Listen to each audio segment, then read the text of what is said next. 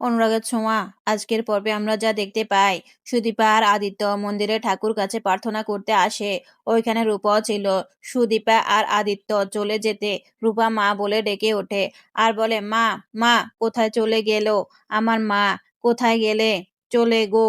অন্যদিকে পরমা কান্নাকাটি করতে আর তার বাবা মা তাকে বুঝায়। তখন অভ্র এসে শুনতে পারে আর বলে, আপনারা সব জানতেন? সব?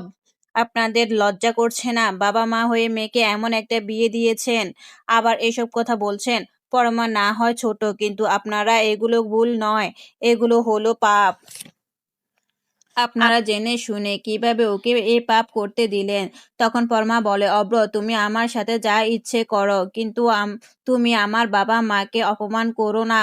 তুমি আমার বাবা মাকে অপমান করতে পারো না। তখন অব্র বলে, ওনাদের কথাগুলো শুনে যা বুঝতে পারলাম, তুমি একা না, ওনারা তোমার তালে তাল দিয়েছে।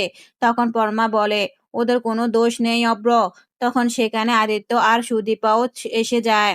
তাদের কথা কাটাকাটির মাঝে সবাই পরমার দোষ দিতেই পরমা সব আমার দোষ বলে গাড়ি নিয়ে বেরিয়ে যায়।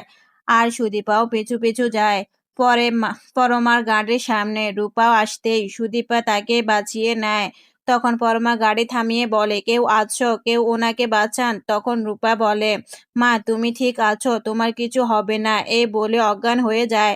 তখন সুদীপা আর পরমা তার কাছে আসে। সুদীপা তাকে উঁচু করে ধরে, রক্ত দেখতে বলে ওনাকে ডাক্তারের কাছে নিয়ে যেতে হবে। তখন আদিত্য আসে।